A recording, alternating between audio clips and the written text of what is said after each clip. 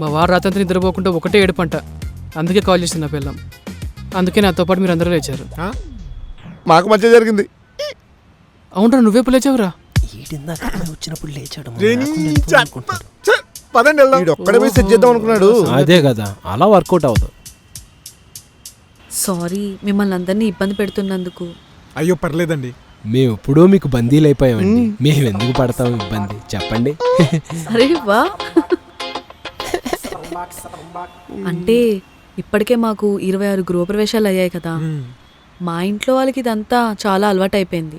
వచ్చామా, పూజ చేసామా, వెళ్ళిపోయామా, రెంట్కి ఇచ్చామా, ఇంతే.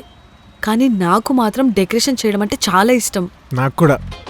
అవునా? అవును, నేను ఫంక్షన్స్ లో డెకరేషన్స్ చేస్తూ ఉంటాను. కరెక్టే. నిన్న మీరు మా డాడీకి సీవీ చెప్తున్నప్పుడు విన్నాను. మీకు రాని పని అంటూ లేదనుకుంటా కదా? అవునవును, అన్నీ వచ్చు. Catering, washing, cooking, cleaning, delivering. చాలా ఆపండ్రా. మొత్తానికి మీరు ఆల్రౌండర్ అన్నమాట. అంటే అన్నీ వచ్చు కానీ ఒకటి మాత్రం ఇంకా రాదండి. ఏంటది? డ్రైవింగ్. అంటే 2 వీలర్ డ్రైవింగ్ వచ్చు కానీ కార్ డ్రైవింగ్ ఇంకా రాదు. ఎందుకు? ఎందుకంటే కార్ లేదు కాబట్టి. చిన్నప్పటి నుంచి నాకు డ్రీమ్ అండి, కార్ డ్రైవింగ్ నేర్చుకోవాలి, టాక్సీ డ్రైవర్ అవ్వాలి అని. వీడు పెద్ద టాక్సీ డ్రైవర్ కింద రాష్ట్రపతితో అవార్డు పొందాలనుకుంటున్నాడు.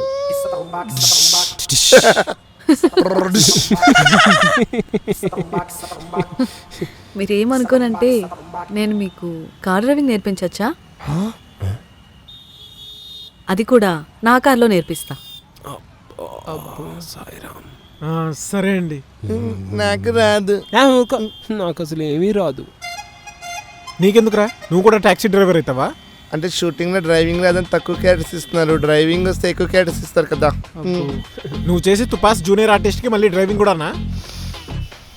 ఓకే ఓకే, మీ అందరికీ డ్రైవింగ్ నేర్పిస్తా, ఓకేనా? Thank you. ఇది చాలా విశాల హృదయం.